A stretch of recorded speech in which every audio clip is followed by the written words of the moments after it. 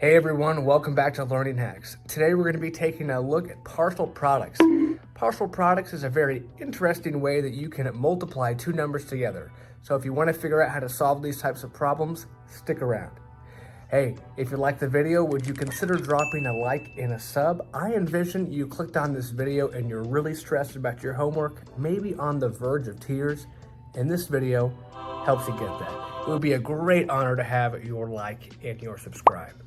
All right, let's dive into partial products.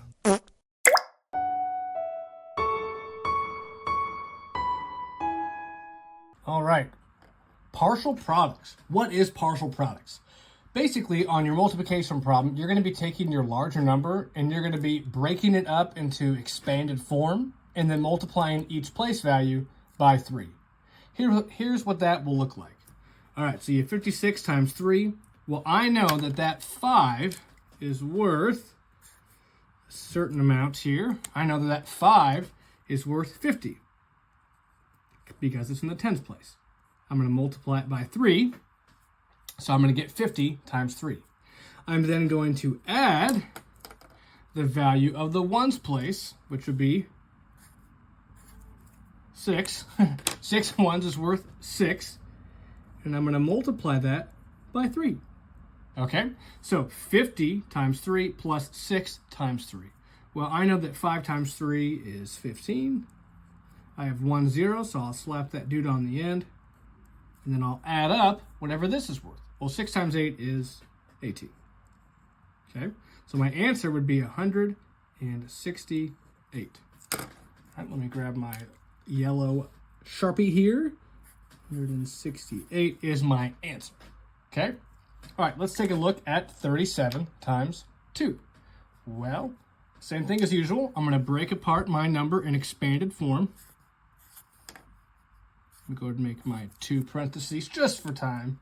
All right, so this 3 in the tens place is worth 30, and I'm going to multiply that by 2. I'm going to add 7 times 2. Okay, a little small. Sorry about that. Well, 30 times 2 would be 60, and I'm going to add that to 7 times 2, which would be 14. Okay, 60 plus 14 would be 74.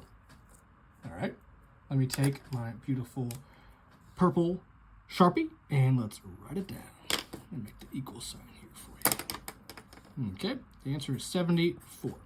All right, one more example. The process is still the same. You're going to be breaking it apart into expanded form and then multiplying each place value. Okay, so I'm going to have 2 place values to multiply. Let me set up my parentheses. You don't have to do it this way, but I'm just doing it for time. Well, I know that 4 in the tens place is worth 40. I'm going to multiply it by 5. All right, and then I'm going to do 9 times 5 as well. I'm going to add those 2 dudes up. 40 times 5, that would be, think about that. Well, 4 times 5 would be 20. How many zeros do I have in the end? I have 1 0, so it'd be 200. Right? Let's add up 9 times 5, which would be 45.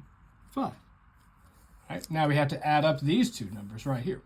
Well, 20 plus 45 would be, 200 plus 45 would be 245. So what is your final answer? Your final answer is 245. Let me grab my blue Sharpie here, and I will write the answer down. All right, so this does work pretty well. If you have a larger number, you can break that up into expanded form. It really goes for any place value. It may be kind of awkward at first when you're first learning, but I actually like the visuals of this, and it's helpful for students. All right, hey, if you like this video, check out my others. I've got a lot of others on multiplication, and hopefully you find one you like. All right, I'll catch you on the next one. Bye.